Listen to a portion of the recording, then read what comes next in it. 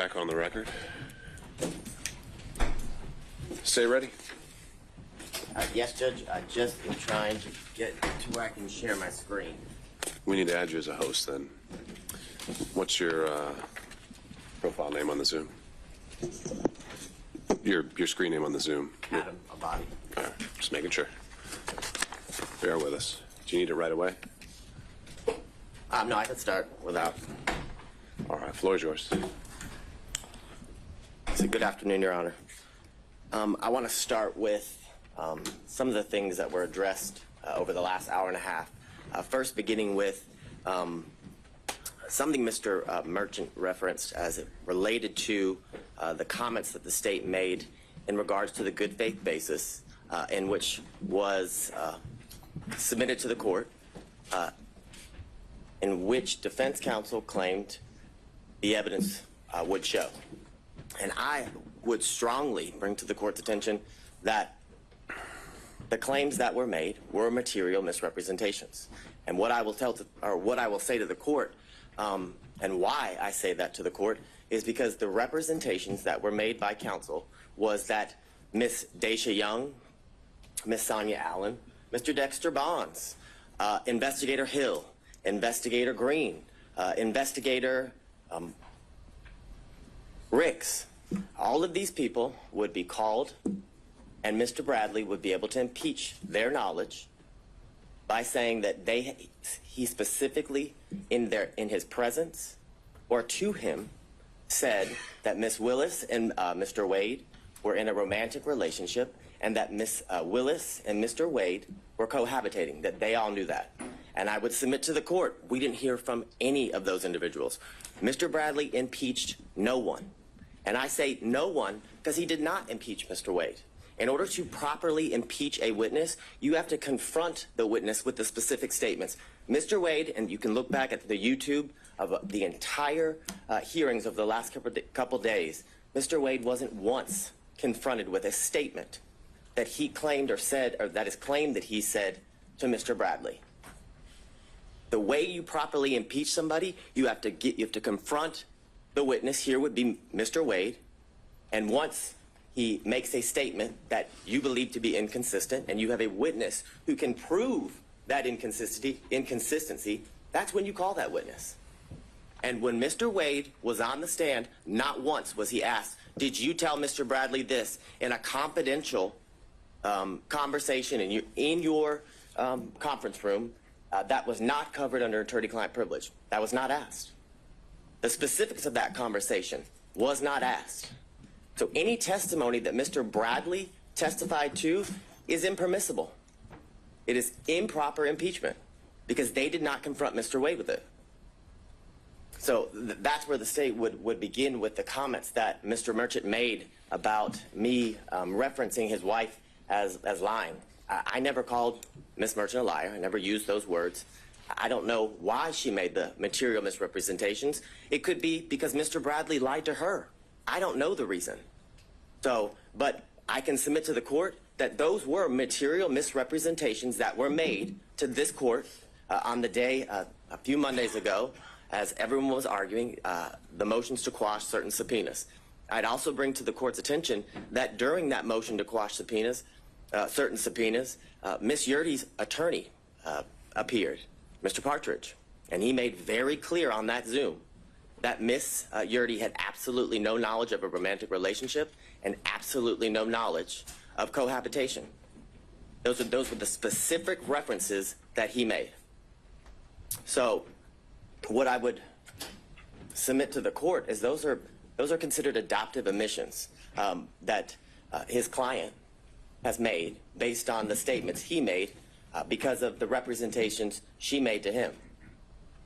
So, and I know that sounds convoluted, but what I would say to the court is Ms. Yurdy told Mr. Partridge, because Mr. Partridge told the court that she had absolutely no information about a romantic relationship, and she had absolutely no information as in regards to... So, but wait, are you making an argument I should make inferences based... Now, these would be attorney-client privileges, or communications then.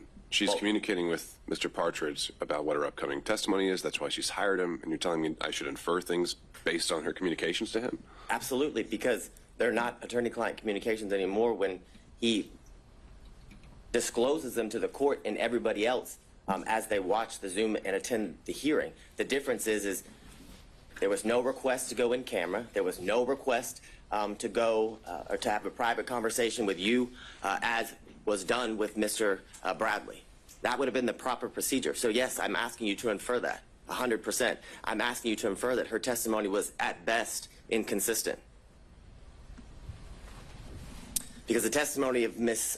Yurdy, when she testified, was vague, very little description. When asked in a very leading manner, is it true, or do you know that Ms. Willis and Mr. Wade were in a relationship from 2019 into the time you were fired, or excuse me, you were forced to resign from the district attorney's office in March of 2022? She said yes.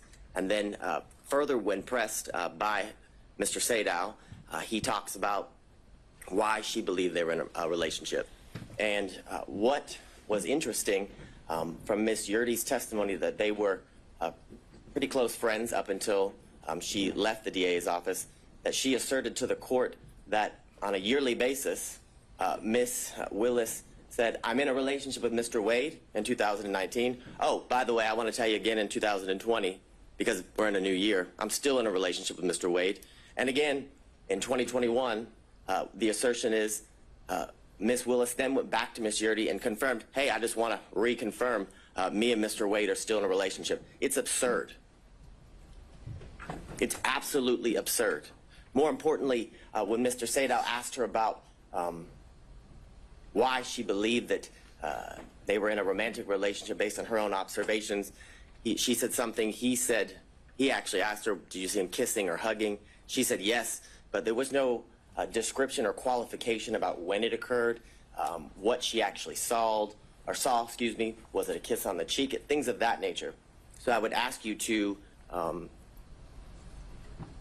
frame her testimony from that standpoint when you're addressing her credibility, as the court is going to do with each and every witness that you heard during the testimony of all the witnesses during the hearing. I'm going to see if my screen will share.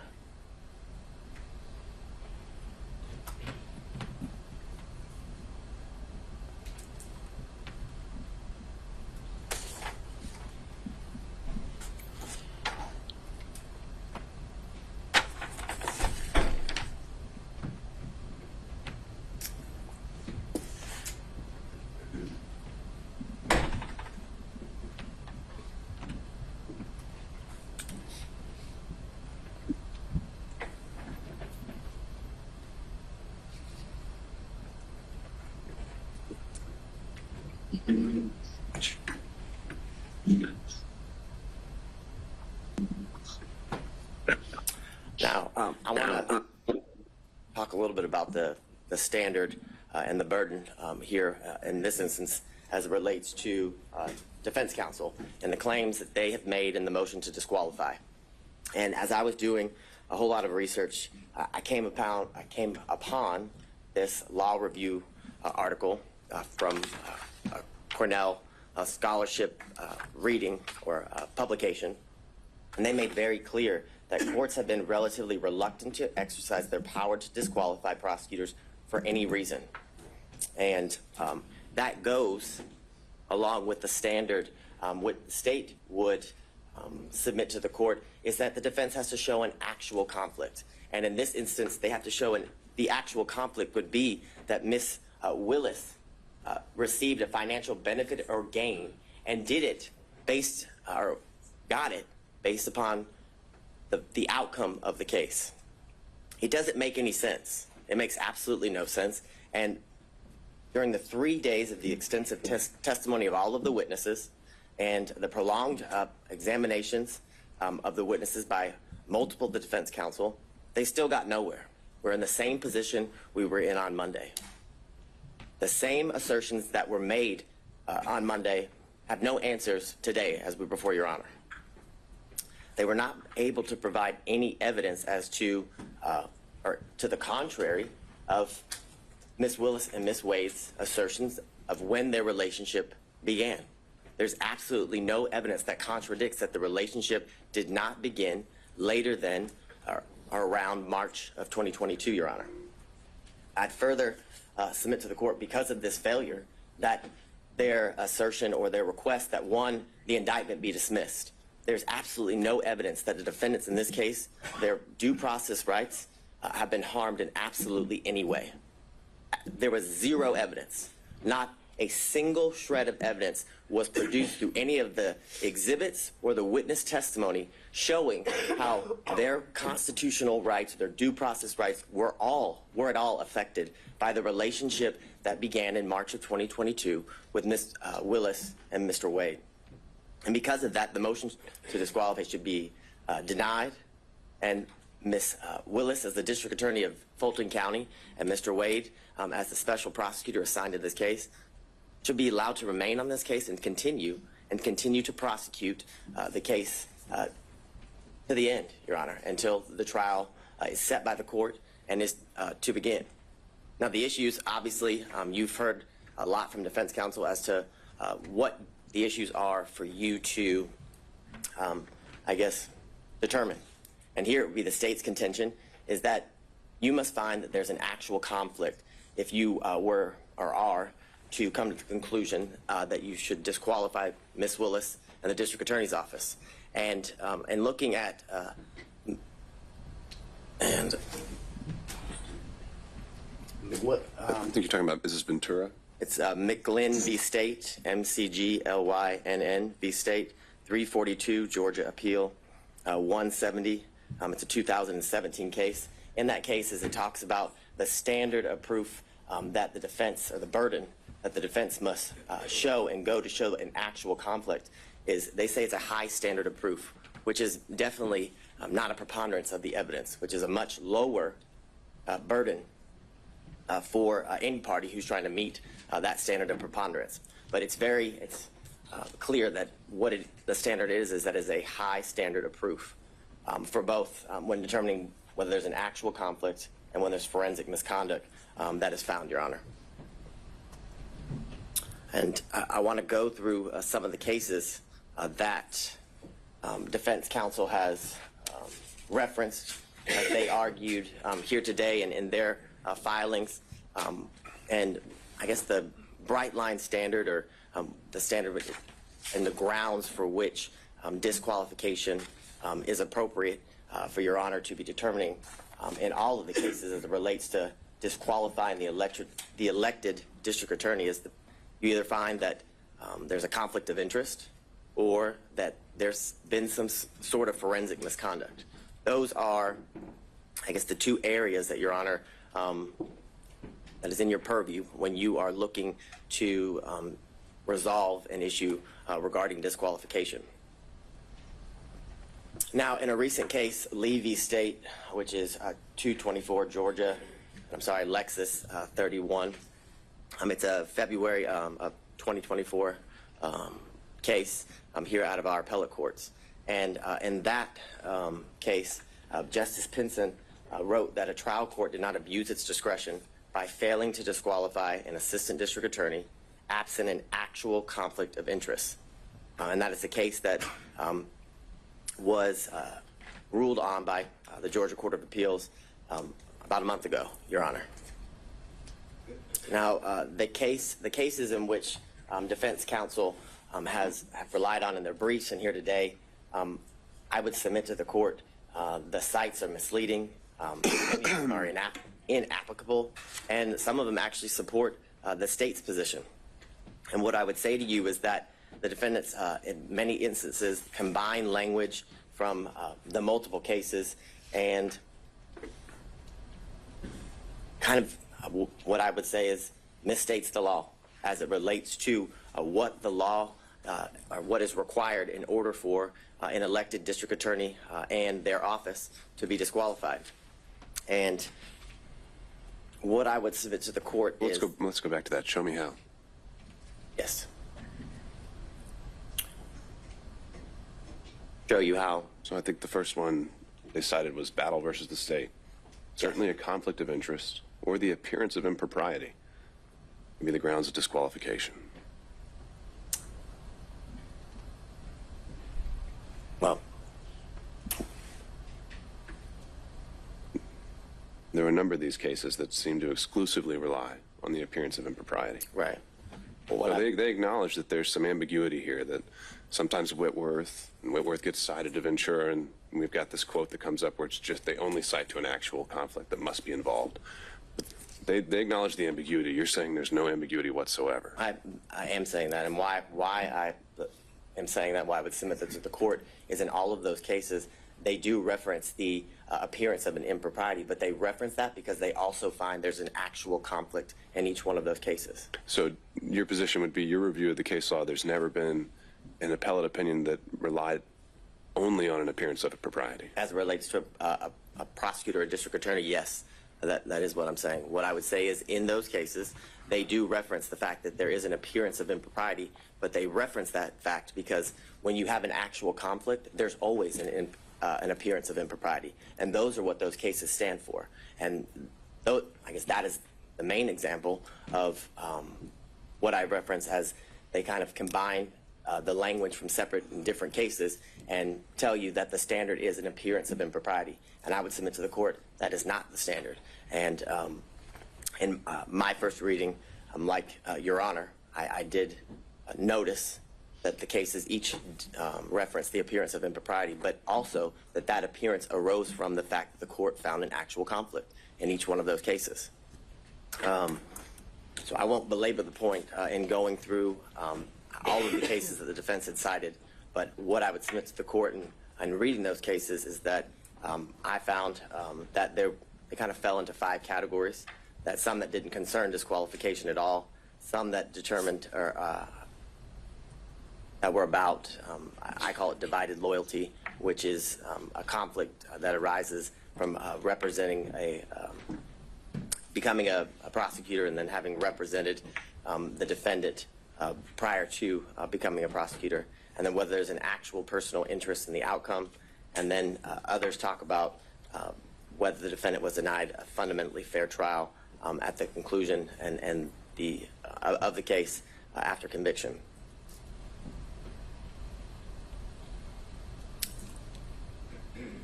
And these are some of the cases that defense counsel had cited within their brief that had absolutely no application to the issue that we're here before Your Honor today. The first, McIver v. State, has nothing to do or has nothing related to the disqualification of anyone. And I think some of these are just relating to kind of aspiring for broad language about standards to prosecutors. So point taken there.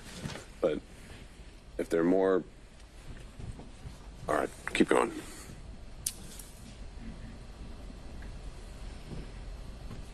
So as it relates to one of the cases that was referenced here earlier and is also referenced in some of the briefing by defense counsel is the Regestive v. State, which is 287 Georgia 542, and all of the cases that fall under this, what I would call category, is about a attorney who formerly prosecuted a defendant in I guess the same type of case or the same case or similar charges, and that would be why the courts the courts found that disqualification would be necessary because of the relationship that existed between the former client and the now person who's being prosecuted, Your Honor.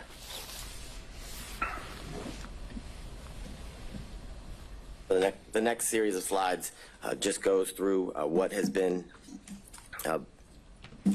addressed as it relates to the standard that is required when dealing with the issue of disqualification, and the state would contend and submit to the court that the defense must show an actual conflict in order to have the district attorney disqualified, and that actual conflict has to be in the form of showing that Ms. Willis, in this instance, received a financial benefit or gain in relation to the outcome of the case. Like many of the cases that involve personal interest, Your Honor, it's all based on a contingency fee, where how much they're paid, or a bonus, for example, is dependent upon the outcome of the case. That's how One is to show that there's a personal interest in the case. We have none of that here. And I would submit to the court, we have absolutely no evidence that Ms. Willis received any financial gain or benefit. The testimony was that Ms. Willis paid all of the money back in cash as related to the trips, and if didn't pay back in cash, it was all right. Let me explore this one a little bit. So, in addition to you're saying it's only an actual conflict. Are you also saying that it's only if a financial interest is affecting the final result, the outcome? That's the only one we should be worried about, or is it that the prosecution as a whole is what we should be looking at in terms of a stake? So what I'm thinking of, I'm just going to try and come up with some hypos here. What if ADAs are given a bonus for every motion to suppress they win, $1,000 per Fourth Amendment claim they win? Well, now they've got an incentive, if one of their officers is lying, not to tell you about it, because they want to win that motion to suppress. But maybe that doesn't affect the outcome, because you can win a motion to suppress or lose it, and that doesn't decide whether it's going to be a guilty or not guilty verdict. But doesn't that affect the prosecution of the case, if not the outcome? Yes, I would definitely agree that that would be an instance where disqualification would be necessary and appropriate, because it's a situation that involves a contingency fee, and I would submit to the court that it actually does end up affecting. It could, based on how important the motion to suppress is, right? But if it's some immaterial, I don't know. But I guess, so you're saying it's maybe not so much just whether it's a guilty or not guilty dismissal, no pros at the end of the day. It is actually the conduct of the prosecution that should be looked at throughout the course of the prosecution. Correct, as it relates to how it affects the prosecution, which I would submit to the court ultimately is going to affect the end outcome of the case. If you have a contingency fee based on winning, or how, if you win a motion to suppress and if you win, you get, a bonus, as Your Honor referenced. I think that is ultimately going to affect the end outcome of the case, because, as Your Honor just said, if there's an instance where an officer is lying, or where there isn't a good faith to go forward with that motion, the prosecutor would go forward with regardless, because of the contingency fee, which not only affects the prosecution at that point of the proceedings, but ultimately is going to affect the entire case, because if they were to win a motion to suppress, or I guess the motion would be denied and the evidence wasn't suppressed, knowing that they didn't have a good faith basis to go forward affects the ultimate outcome of the case. So I think it's twofold, as Your Honor has referenced. I think it's at that part of the procedure of the proceedings would definitely qualify for a reason necessary to disqualify a prosecuting agency, but ultimately that action during the procedure will lead to the ultimate outcome of the case being or hinging upon a contingency fee like the ones in the cases referenced by counsel and the state that are on the screen. So getting into the language again, which you just had up there with greater amusements and amusement sales.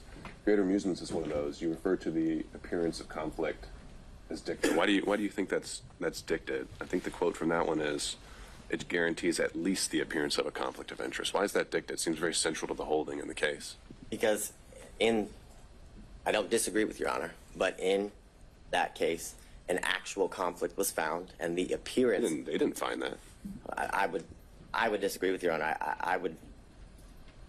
My reading of the case is that an actual conflict was found, but because of that actual conflict, an appearance of impropriety was seen, and that's the reference, or why the state referenced that case in relation to the argument that an actual conflict is required.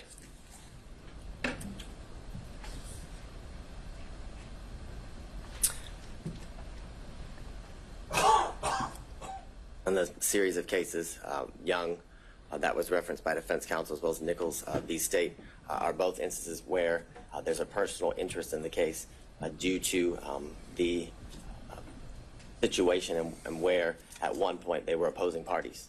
And of course there's a personal interest or stake as it relates to prosecuting an opposing party in a civil claim, which are what both of those cases reference, which shows that there's an actual conflict of interest that relates to the personal gain of the specific prosecuting agency. And what do you make of Nichols' reference to, it's an older case. Sometimes the language can be what we're not accustomed to seeing, but there's, they refer to the metaphor of Caesar's wife, and generally when that's used as a ethical standard, that's something that goes beyond just an actual conflict, right? Isn't the beyond reproach getting more into appearance world?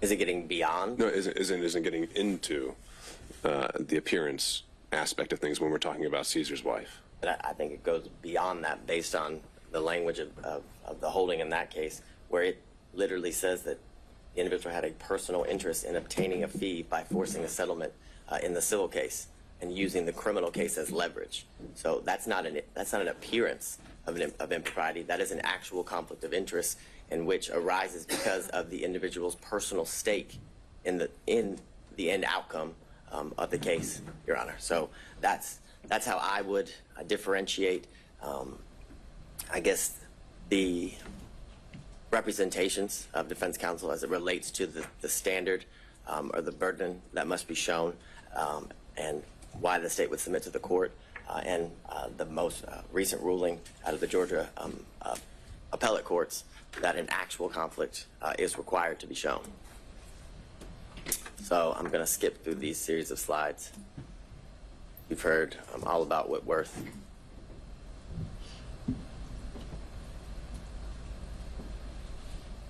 So I go back to what we referenced earlier, what's been referenced by all parties, that the grounds in which a district attorney can be disqualified is where a conflict of interest is found, and where there's forensic misconduct that is found. Those are the two grounds that are to be, I guess, are within the purview of the court as it relates to the issues here. And again, I go back to the most recent case that was Justice Pinson wrote about, and that there must be, that by failing to disqualify the assistant district attorney absent an actual conflict of interest. I think the language there is very clear, and I think it's very controlling, and I think it's purposeful, I would submit to the court, because an actual conflict of interest is what is required in order for a district attorney to be disqualified, because the cases make very clear, and through the precedent relating to this issue, that a disqualification of a district attorney is the last, for lack of better words, ditch effort that should be exercised as it relates to the court in curing certain conflicts that may arise. I think the case law is very clear that every effort is supposed to be made instead of, or I guess in lieu of, disqualifying the district attorney unless an actual conflict of interest is what's found, Your Honor. And it can't be cured.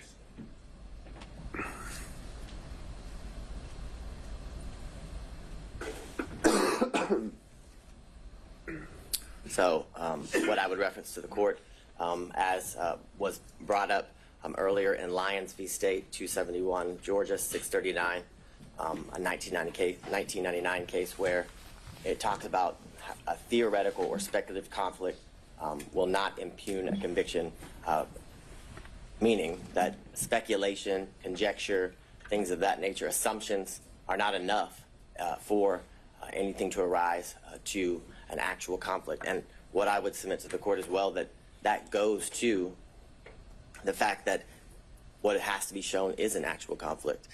If it's speculation. Is there any qualifier there, though, that's in a post-conviction context? So we're talking about, competent evidence. We're obviously in a pretrial phase here. I've wondered how much import to give that sentence when we're in a pretrial realm. That's assessing whether to overturn a conviction, and usually that's kind of an entirely different standard where we assess as a totality. Was there a fair trial? Is there harmless error? I know there's no harmless error when it comes to disqualifications, but just a thought, if you have any reactions. Well, I think what Your Honor just said is pretty on point in the sense that if it's found that if the trial court either applied the wrong standard or should have disqualified the district attorney, it leads to an automatic reversal, like you said, and it goes back to the trial court. And I think that is very enlightening in the sense that that's only done if an actual conflict is shown, and the fact that it can't just be theoretical, speculative, or assumptions that would lead to the appearance of impropriety, the appearance of a conflict that would lead to I mean, I guess what I'm just getting that. at, I'm borrowing kind of from, as we've been doing the other pretrial motions, special demurrers seem to get different treatment pre-trial and post-trial. Post-trial, they get more of a pass unless you can show some issues, and I'm wondering if that same principle applies here with disqualification. Well, and But I don't have the answer to that. Well, what I would also say, and I don't remember the exact line, but I know there in Judge McBurney's order, he does address some of the concerns as it relates to the standard as it is applied post-conviction versus pre-trial, during pre-trial issues. And what I would say to the court is that. So are you citing that in support? Because I didn't think the state was all that pleased with the analysis he applied.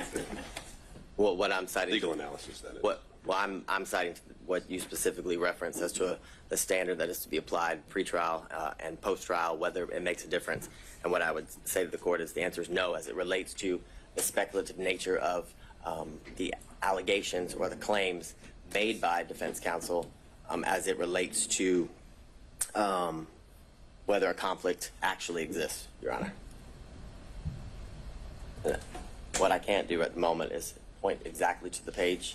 At the end of the state's argument, I can give you the page number as it relates to Judge McBurney's order. I think I know what you're talking about, the footnote where he references the appearance standard. Yes. All right, Right. I'm looking at it. Further, in Lamb v. State, 267 Georgia 41, on page 42, it's a 1996 case where the court says, nevertheless, the conflict must be palpable and have a substantial basis in fact. A theoretical or speculative conflict will not impugn a conviction which is supported by competent evidence. Now, I understand as it relates to the post-conviction factor or the status of the case being in post-conviction based on Your Honor's earlier inquiry, but I would submit to the court that as it relates to the issue of disqualification, that the standard is the same whether it's post-conviction or pre-trial. In Bloomfield v. Bornstein, which is 247 Georgia 406, it's a 1981 case. In that case, it says the appellees have not shown us a case where a per se rule was applied to disqualify an attorney on the basis of an appearance of impropriety alone. The Georgia cases cited by the appellee do not stand for the proposition that a trial judge is authorized in Georgia to disqualify an attorney solely on the basis of an appearance of propriety, which further goes to the state's submission to the court that the standard is that an actual conflict must be shown, and that conflict that arises shows that there's a personal stake of the district attorney as it relates to their personal financial gain that's being alleged.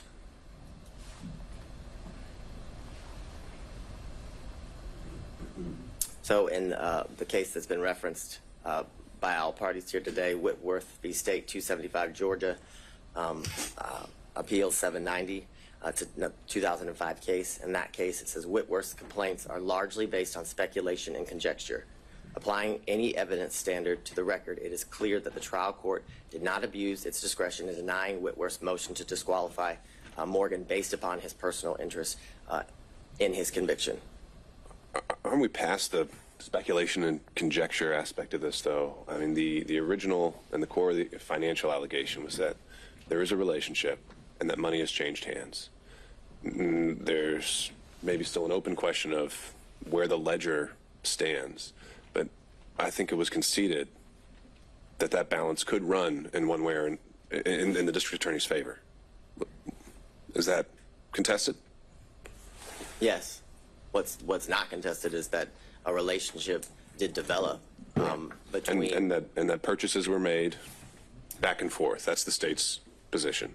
That it's the state's position, but they were made back and forth. The purchases were made back and forth, either to equal the money that was spent by one party or the other, and if that wasn't done, cash was exchanged in order to equal the costs that were paid by either one of the parties. Right, but that's a facted issue. Whether it was, split even, or whether it goes a little bit one way or another, or whether it's all the way $10,000 one way or another. That's a fact and issue as a result of the hearing, but it's no longer just the theory that money changed hands is no longer speculation or conjecture.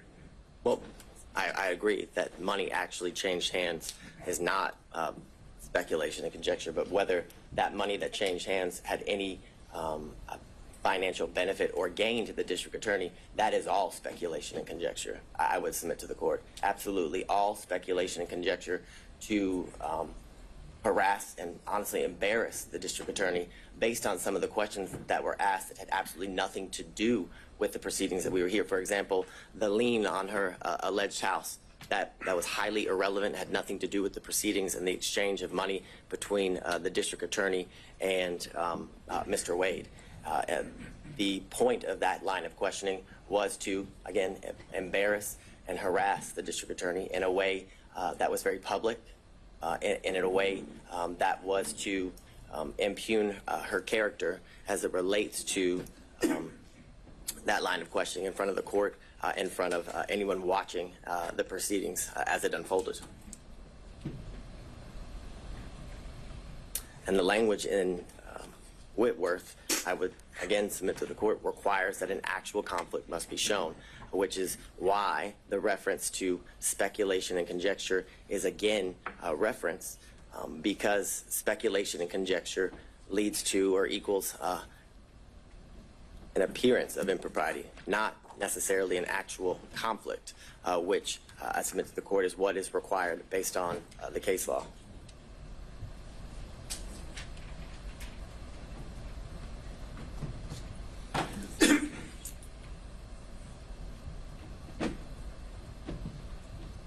So in State v. Sutherland, which is 190 Georgia Appeals 606, it's a 1989 case, and it says, while the prosecuting officers should see that no unfair advantage is taken of the accused, yet he is not a judicial officer. Those who are required to exercise judicial function in the case are the judge and the jury. The public prosecutor is necessarily a partisan in the case. If we were compelled to proceed with the same circumspection as the judge and jury, there would be an end to the conviction of criminals, which goes to the premise that the appearance of impropriety is to apply to judges, not prosecutors. Because if that standard was to be applied in the manner in which the Sutherland case is referencing, then there would never be a criminal prosecution, because the state is always going to appear biased as it relates to getting justice for the victims or righting the wrong as it relates to the crimes in which the defendant is been indicted or accused of.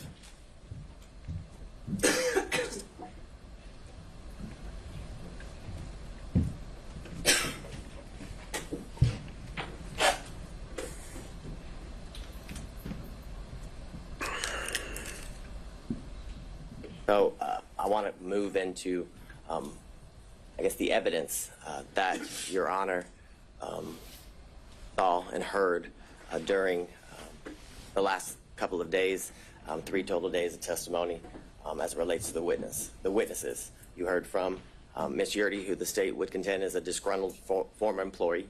You heard from Terrance Bradley, also someone who is a disgruntled former partner. The text messages in the state's opinion show that he is vengeful. You heard from his own testimony here sitting before the court that all he did was speculate, and any information that he had and garnered and then passed on to Ms. Merchant was mere speculation. I believe he said that over and over again when asked if he had personal knowledge. My recollection is around 15 times he said he had absolutely no personal knowledge of a romantic relationship between the DA and Mr. Wade. You also heard from the special prosecutor, Mr. Wade, a former judge. You heard from the 80th governor of the state of Georgia, Roy Barnes. You heard from the first female elected district attorney of Fulton County, and you heard from her father, who was a 40-plus year practicing attorney in good standing when he left the practice of law. And what I would submit to the court is that Ms. Yurdy's testimony was nothing more than inconsistent at best, based on what I referenced to the court earlier as it relates to the representations that were made by her counsel prior to. Are those in evidence? Would his responses during a motion to quash, which weren't subject to cross-examination by defense attorneys, weren't even part of the evidentiary record of the hearing?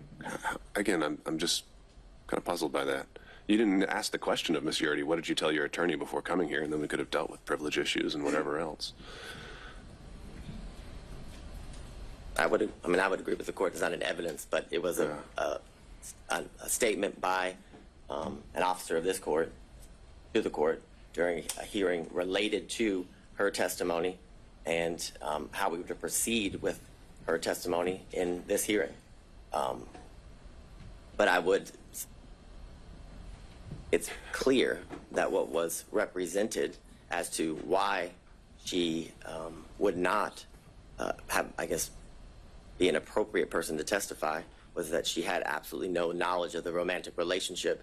That was the basis of why her counsel was saying that she shouldn't have to testify, that she shouldn't be compelled by the court. So then under that theory, if accepted, where did the incentive arise between Monday and Thursday for her to completely change things around? Where did the incentive arise? So she was fighting so hard to avoid the, if we're going down that road you proposed, she was fighting to have, not to come in here and testify at all. And then she comes in here and testifies. Why would she have testified the way she did if she didn't want to testify so strongly? If we're going down this road of trying to just gauge her interests and these kind of things, I don't know if I'm quite following that theory. And I can appreciate that, but I would say the reason she didn't want to testify, I would submit to the court, is because this is an incredibly public forum where she would have to testify against a former friend and a former boss. And I think the change, I wouldn't qualify it as an incentive. What I would qualify it is ultimately when she was forced to testify, right, a motive and a bias as to why she testified in the manner in which she did. When asked by Ms. Merchant as to the reasons for her leaving, she kind of danced around the issue. And then as Ms. Cross asked her about whether she resigned or forced to leave, she was fired, she came out and said she was given the choice: you can either resign, but either way you're leaving. You're fired, or you can resign in a manner in which, she wouldn't be officially fired, when she's trying to get future employment and things of that nature. So I would submit to the court that there's absolutely no incentive. An incentive is not why Ms. Yurdy's testimony changed, or the state would contend her testimony changed, but it was the reason she testified the way she did was because of her bias towards the DA, which gave her motive to what the state would contend is be less than honest before the court. And I would. But if we're going to draw inferences based on her fighting the subpoena, why would she have fought it if she had such a bias and wanted to say these untruths? Because she didn't want to come on national television and have to be exposed to the things that, well, I don't know anybody who wants to testify before a court in a normal trial, a normal proceeding, but one of what I would qualify in this high profile of a nature where everybody would be able to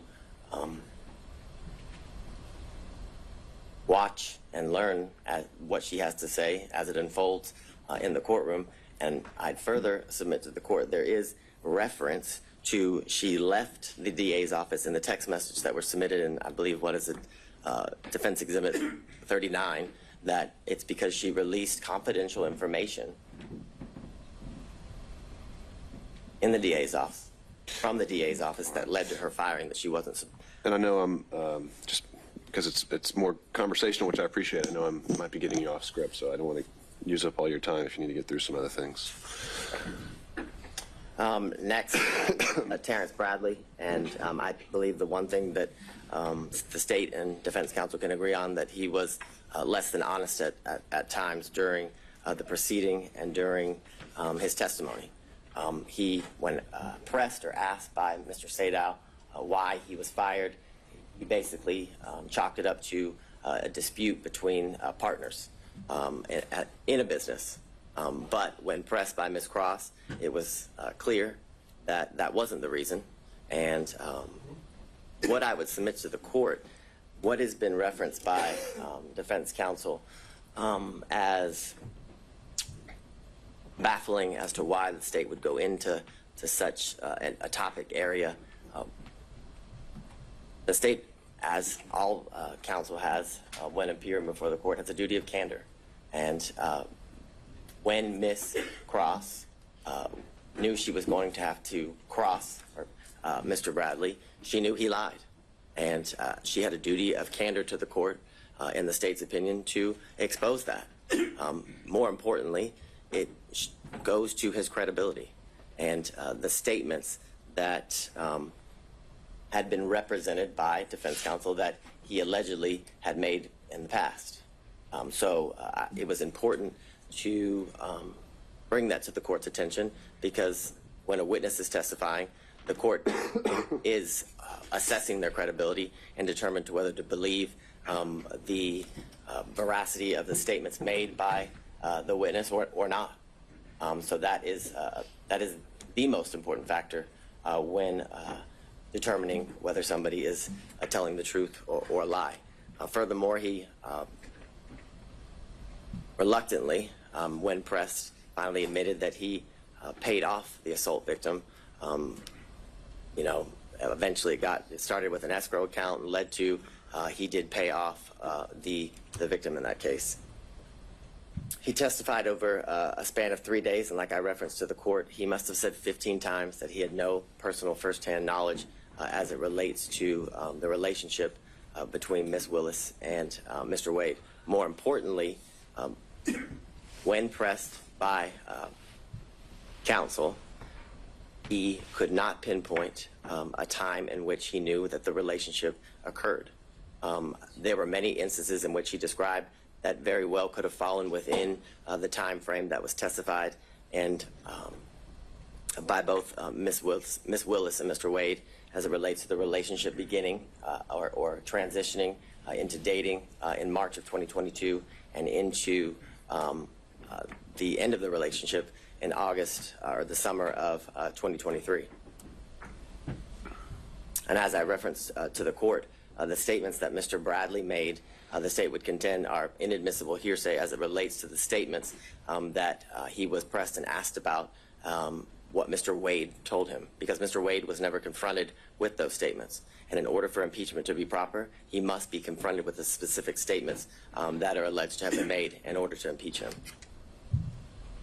Again, Mr. Bradley had every motive to lie. I believe the text messages are kind of clear, are very clear as it relates to his disdain towards Mr. Wade, which due to the fact that he was expelled or exiled from a thriving law practice, and it was clear that the practice and Mr. Wade sided with the alleged sexual assault victim, which is clear he assaulted her due to the fact that he paid her off.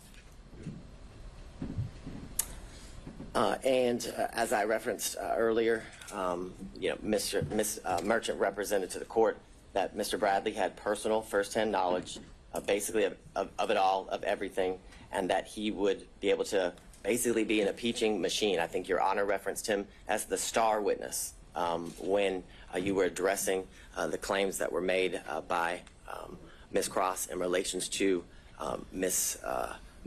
Merchant's representations to the court.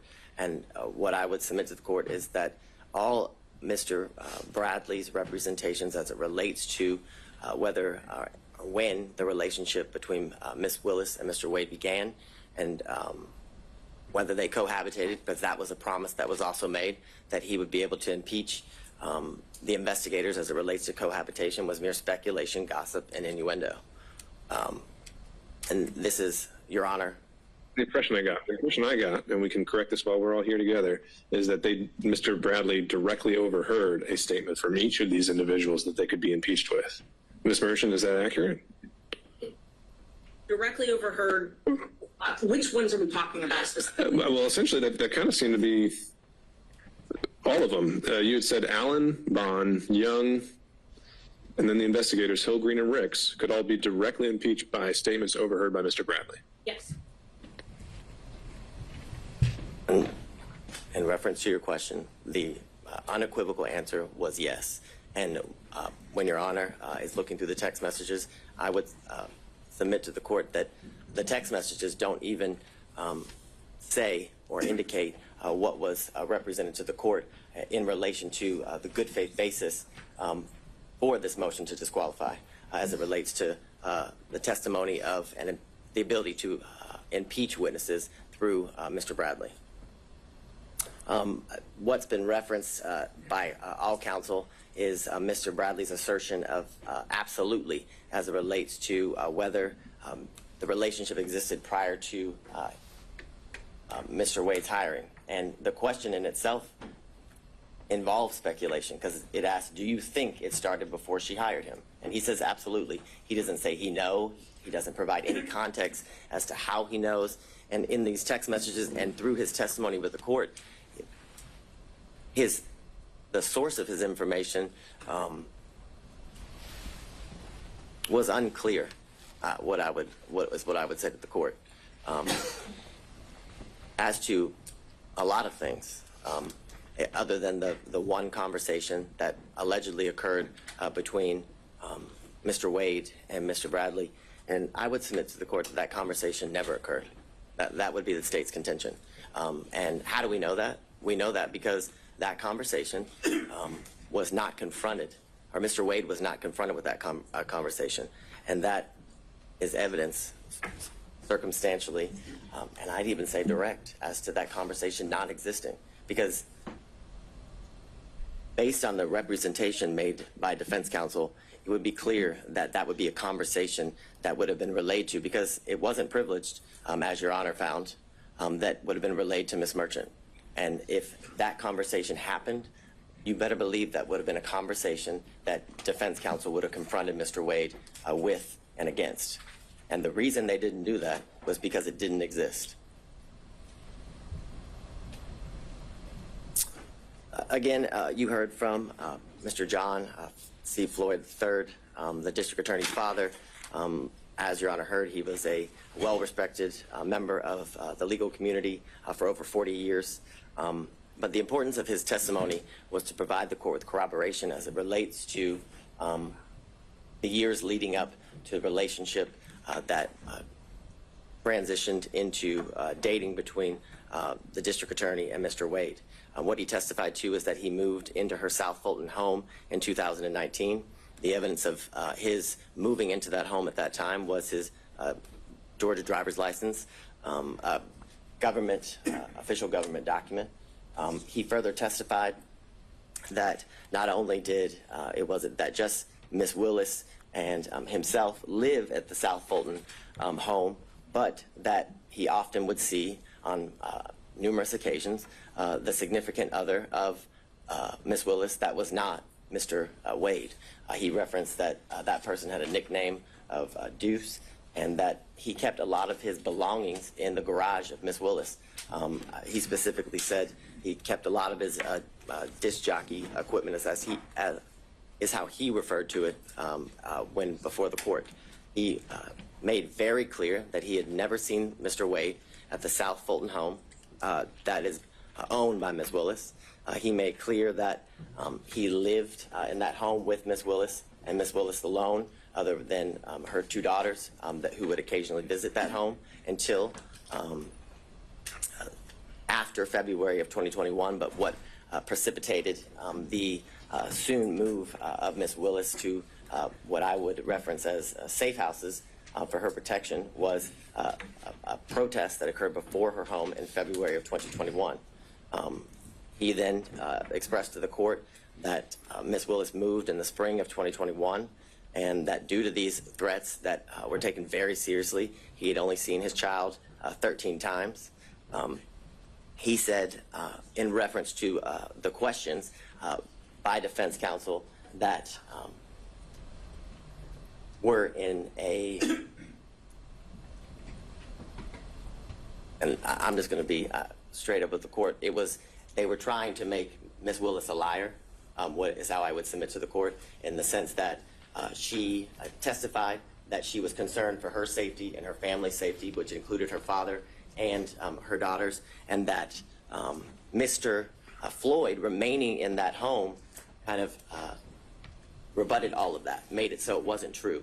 But he testified that he stayed in the home because it was the home that she had put her blood, sweat, and tears in and was able to buy, and that he stayed in the home because there was constant officer presence. He told the court that he bought extra security equipment. He even went as far to tell the court that he slept in different rooms on different nights because he felt his safety was in such a concern. So I would submit to the court that line of questioning was done in an attempt to discredit Ms. Willis, but failed. Would be how the state would characterize it.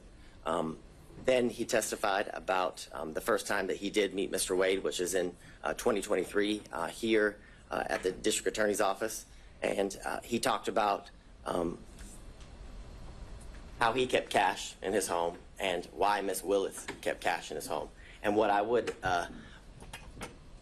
the court should take note of is the state didn't ask Mr.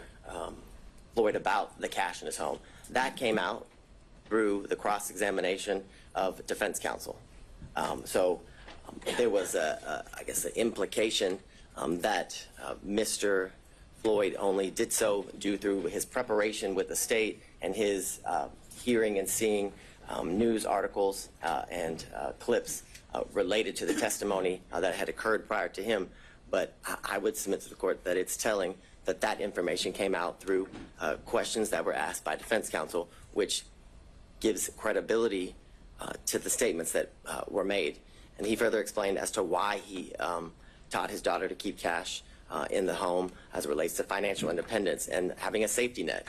It was further testified that he had multiple safes and that he gave Ms. Willis his first lockbox, or her first lockbox, for situations as she described when she was testifying. And what I want to make clear is during Ms. Willis's testimony, it was pressed about the cash and where she kept it, and did it follow her, where she laid her head, and things of that nature, trying to further discredit the practice that she had as it relates to keeping cash in her home and why she had the ability to pay cash to Mr. Wade and other people and for other situations. And what the court should take note of is that there was no evidence that controverted that at all. Where was the evidence that controverted Ms. Willis's claim and practice of keeping cash in her home? There was none. In fact, the only evidence was it was substantiated through the testimony of her father, Mr. Floyd.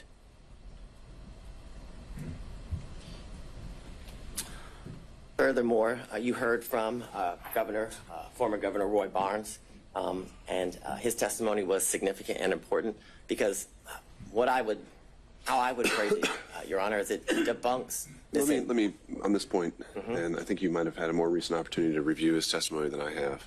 You say on the slide that she was the first choice to lead the prosecution. Was that actually his testimony, or was his testimony that he was asked to come aboard? Did he use the words that he was asked to lead? Yes, it would be that's my recollection, that he was asked to lead the prosecution. He was asked to he was asked to fill the position that Mr. Wade is currently in, which is the lead prosecutor. It was said in that way as well as it relates to the testimony of Mr. Barnes. So I think it would be very clear. My recollection is that he said lead, but what I can submit to the court that I know he also said that he was asked to fill the position that Mr. Wade is currently filling for the state of Georgia, which is the lead prosecutor. At that time, as special grand jury prosecutor, right? Yeah, the special, I guess, yeah, as the special prosecutor, lead the investigation, which led to the ultimate prosecution that we're here before Your Honor today. He also indicated that the reason he turned that job down was because it didn't pay enough. He said he had mouths to feed at his law firm, and that he also didn't want to live the rest of his life with bodyguards because he had lived that for the years in which he was the governor of Georgia. Furthermore, he confirmed the qualifications of Mr. Wade, which I still find it quite interesting and confusing as to attacking Mr. Wade's qualifications, in that it's almost as if Mr. Roman's counsel is asking that the state put a prosecutor on the case that she sees to be more qualified to attempt to convict her client. It's an interesting argument, and it's one that makes no sense. Furthermore, if you were to believe the claims and allegations as it relates to Ms. Willis' personal stake in the prosecution, the receiving of financial benefits and gains, then you'd have to believe that she was also dating Roy Barnes, the former governor, and Gabe Banks, in addition to Mr. Wade. If she has this grand plan scheme in order to profit off of the prosecution of this case, because that's what they're saying. Or they're saying that she telepathically or prophetically was able to know that Mr. Barnes and Mr. Banks would turn down the position so she could then hire Mr. Wade. It's ridiculous. It's absurd, and it's desperate. It's a desperate attempt to remove a prosecutor from a case for absolutely no reason, Your Honor, other than harassment and embarrassment. This slide, and we've been through a lot of the testimony. And I should be clear there, it was not introduced in evidence that Mr. Banks turned her down, right? How's that part of the record? Well, I'd ask the court to take judicial notices, has been asked repeatedly. Unless the district attorney had testified to that. I don't recall offhand. I will be frank with the court. I don't recall if Ms. Willis testified to that exact fact, but I know that Mr. Banks represented that to the court during Monday's hearing as it relates to the allegations that were made. I understand Your Honor's position as it relates to that. I'm just trying to make sure we know exactly what is in the evidence and is not, but regardless, I think your point is made. I think it's an evidence of the record as it relates to, I guess, the issues that led up to the actual hearing of this case. So I understand Your Honor's position, but it did come out during a proceeding that was prior to the actual hearing.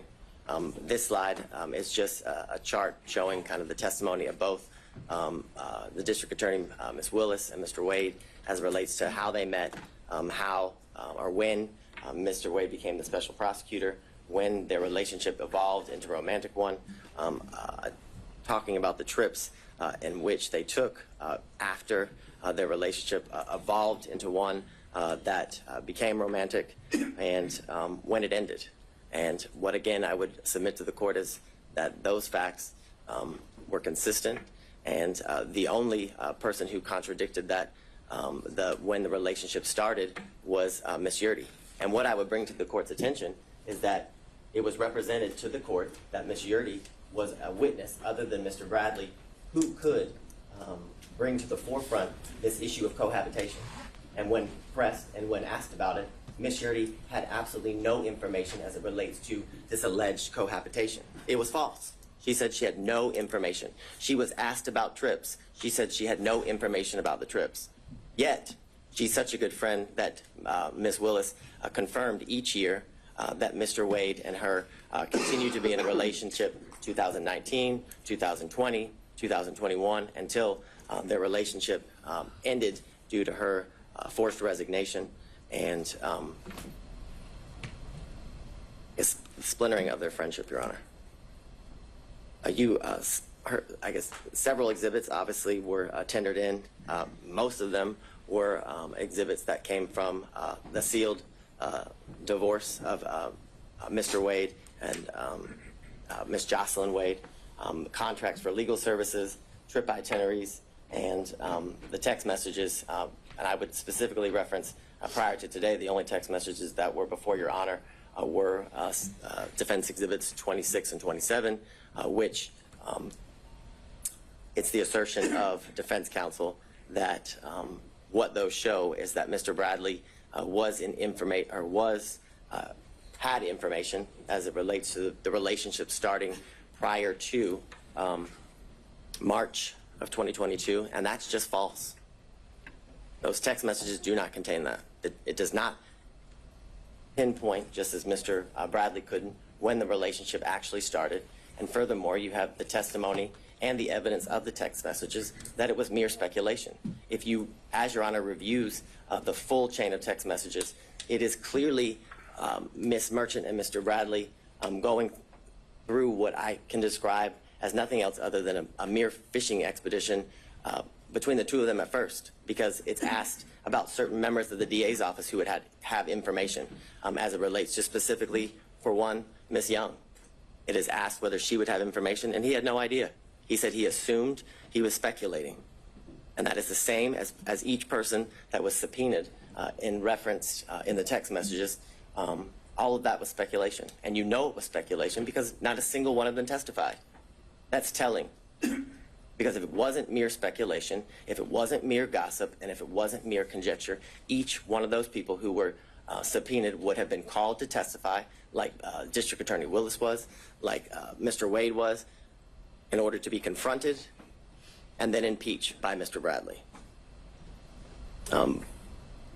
You've heard, obviously, about the phone records, and I have a maybe, because whether it comes into the purview of Your Honor as it relates to the determination Your Honor is to make as it relates to the disqualification of the district attorney.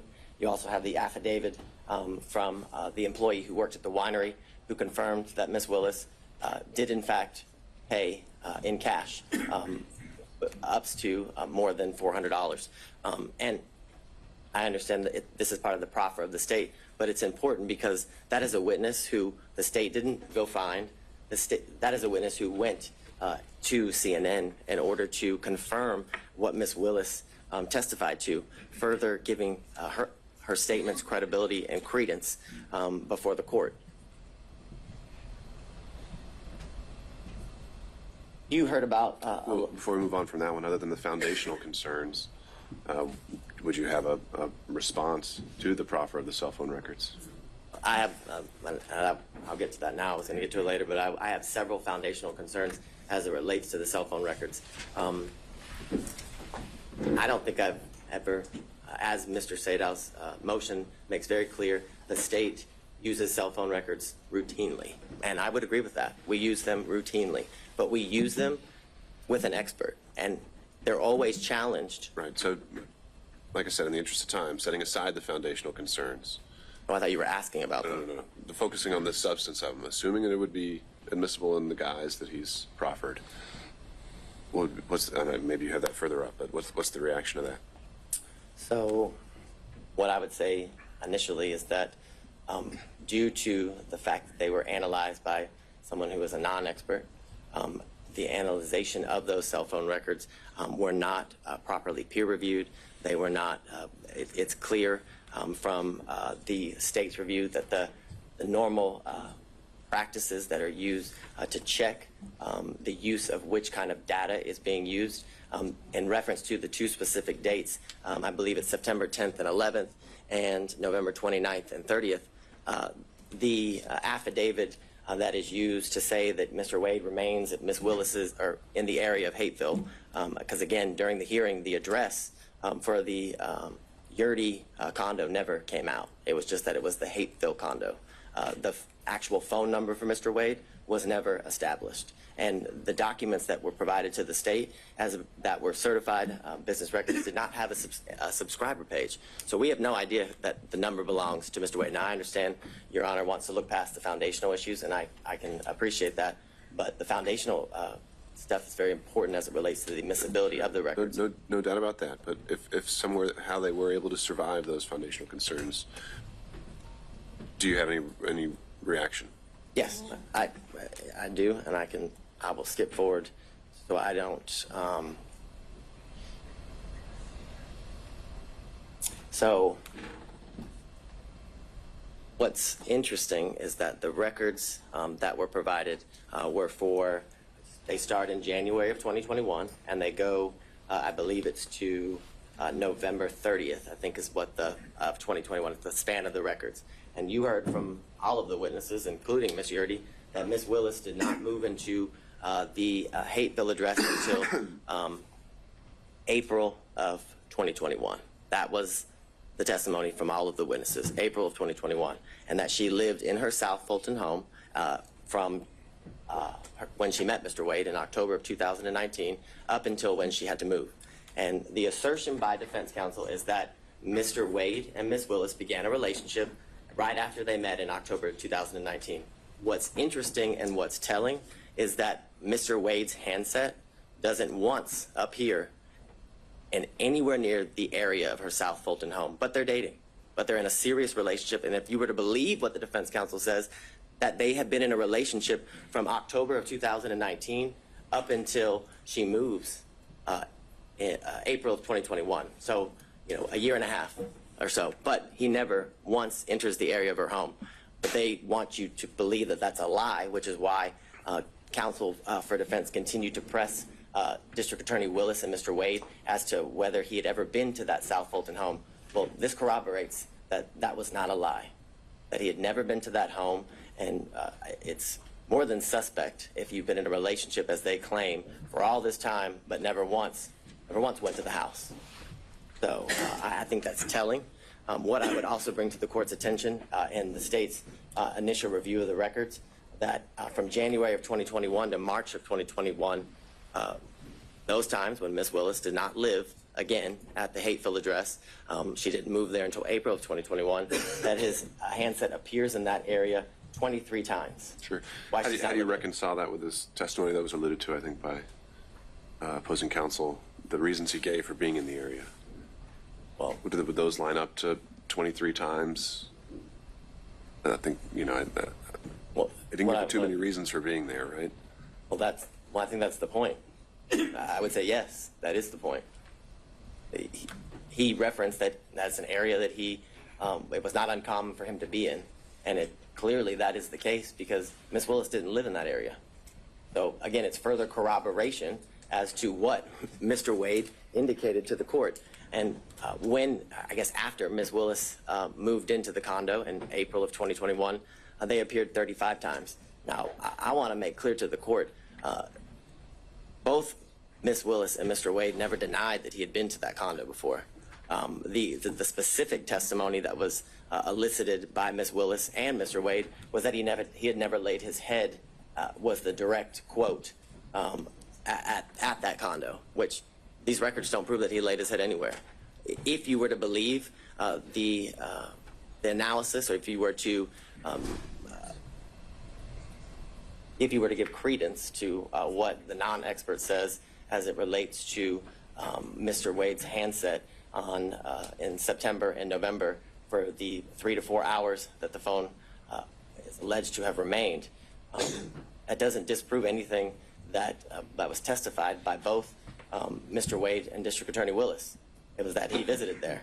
The specific hours of their visits was not something that was pursued during the questioning of both of the parties.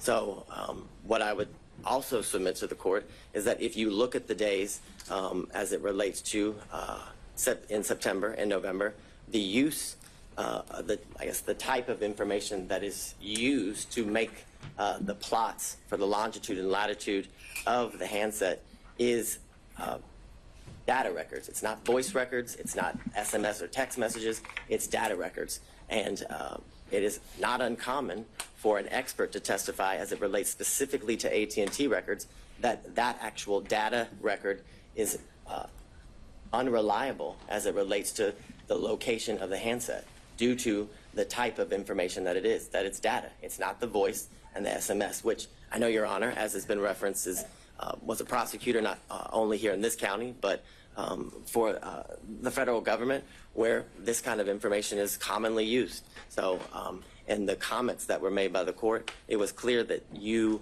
understood and understand the use of cell phone records as it relates to put somebody in an area, and again, not in a specific location. I'd also bring to the court's attention as it relates to the validity of the affidavit and the analysis done by the expert that was hired by Mr. Sadow, is that not once does it reference the fact that AT&T records commonly have duplicate and triplicate entries within the call detail records.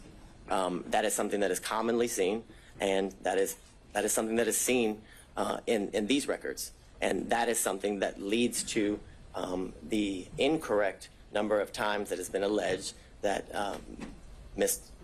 Willis and Mr. Wade were in communication through text and voicemail. And I'd also submit to the court that that number doesn't prove anything again, doesn't prove that anybody's in a relationship.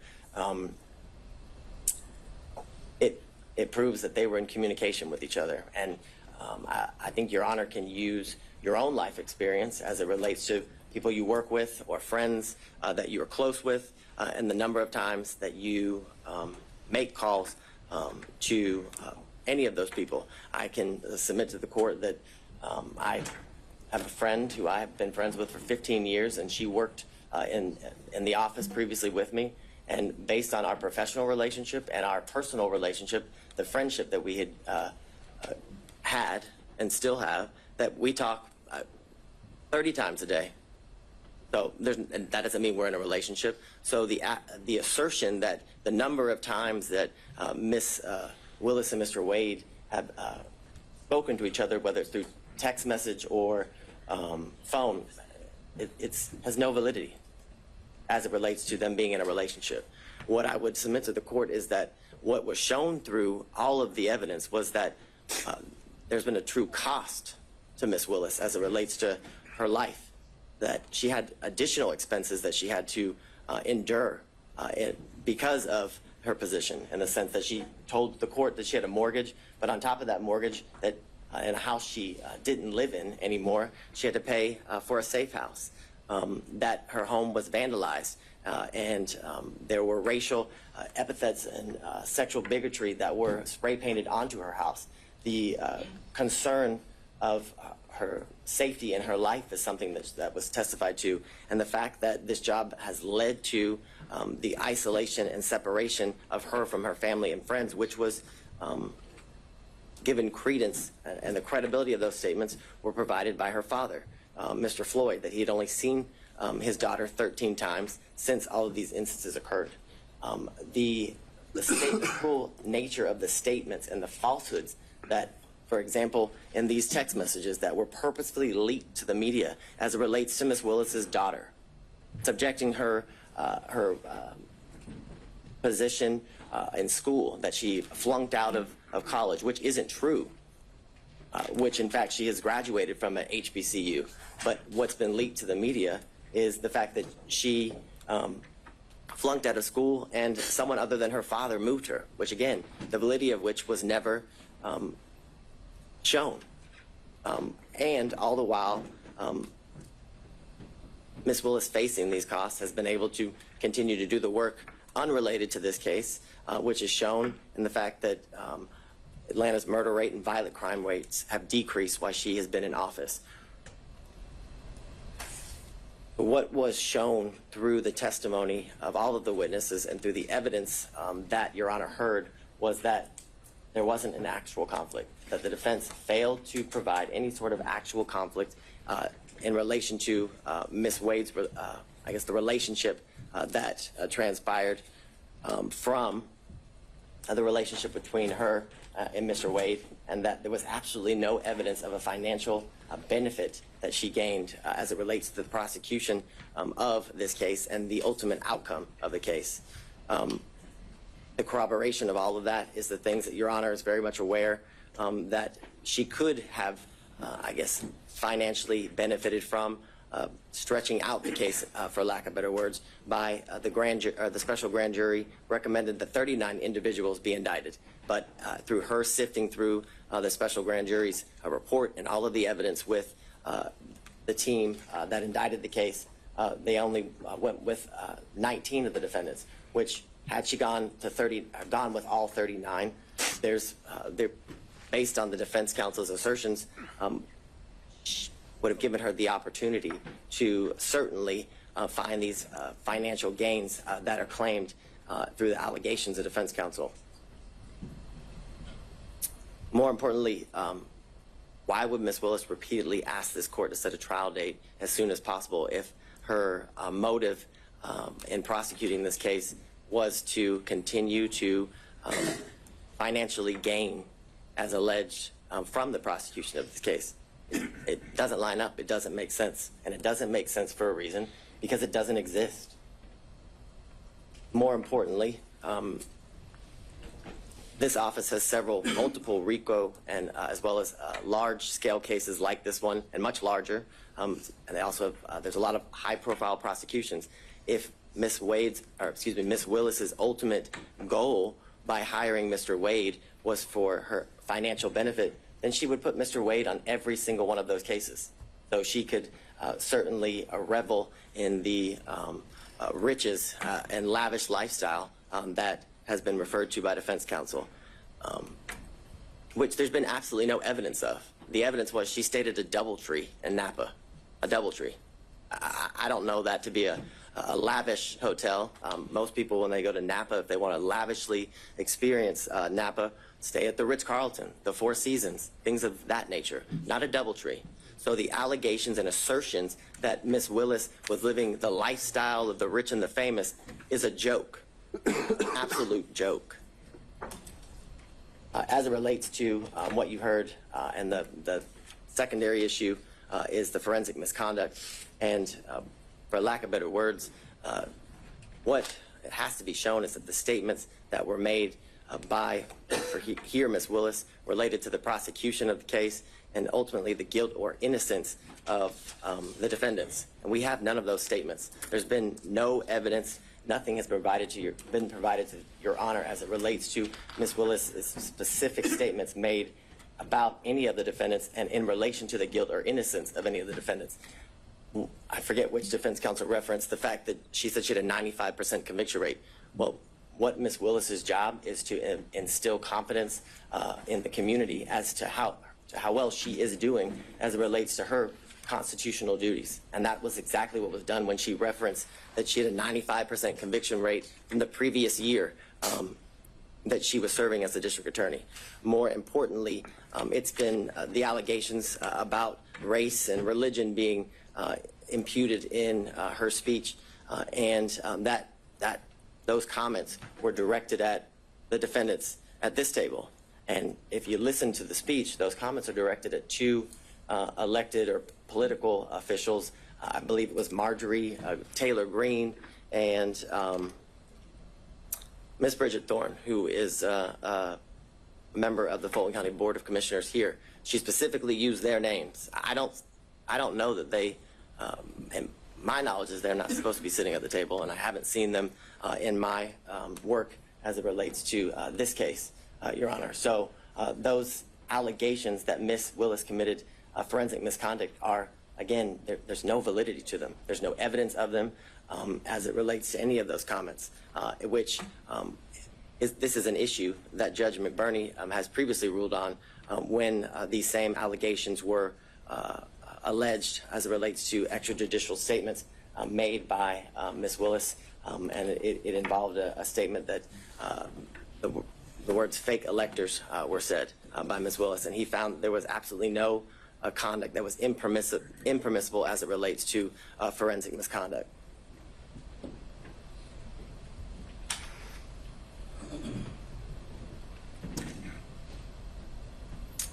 And I guess to drive home the point, at no point in any of the statements that were made and that are alleged here as it relates to the speech that she made at the church, at no point did she mention the guilt or innocence of any of the defendants.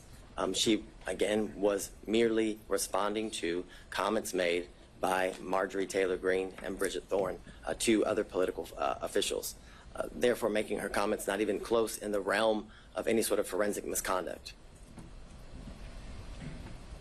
What I find interesting is that defense counsel wants to make these allegations that Ms. Willis committed this forensic misconduct by the statements that she made in her defense as two unrelated, to this case, public officials criticized the job that she was doing. And, I find the hypocrisy interesting in the sense that we've had video proffers released to the media by defense counsel, emails between counsel released to the media by defense counsel. Statements have been made by defense counsel in relation to this case. We had the unredacted version of the cell phone records of Mr. Wade released to the media by defense counsel with his private and personal information causing the threat of harm to both Ms. Willis and Mr. Wade to increase. The most recent instance was the text messages that Your Honor hadn't ruled on their admissibility prior to their release, and it was made clear during the hearings that the ability to get those, the full chain, was something that they were unable to do. But they figured a way, and the minute they figured a way, they released it, the information to the media simultaneously with turning it over to the state and the court. For all the reasons obviously stated before Your Honor, that this motion should be denied because the legal requirements that are required in order for the district attorney to be disqualified have not been satisfied. The defendants have failed to raise any issue legally or factually to satisfy the legal standard for disqualification. They must show an actual conflict. They've been unable to show that the prosecution of this case was at all a result of political bias, which has been accused, or accusations have been made, as well as demonstrated that the prosecution of this case was motivated by any means or any way because of malicious prosecution. And they haven't been able to prove that this case was one of selective prosecution for political benefit or gain. All allegations that have been made during the course of different hearings and the procedures as it relates to this case. What I would leave the court with, and how the state started the argument, is that courts have been generally unreceptive, if not hostile, to attempts to disqualify prosecutors based on pervasive and institutional conflicts, which makes clear that the burden, that the standard is very, very high that must be met in order for an elected district attorney to be disqualified. And that burden, that standard has not been met. An actual conflict has not been shown. And more importantly, in conjunction with that, there's been absolutely no evidence that the district attorney has benefited financially at all, but benefited financially in conjunction with any outcome, whether it be now or ultimately as it relates to the prosecution of this case. And because of all those reasons, Your Honor, we would respectfully request you deny defense counsel's motion to disqualify the elected district attorney, Ms. Fani Willis. All right. Thank you, Mr. Abbate. Your Honor, I think we have 5 minutes and 44 seconds. That's what it says.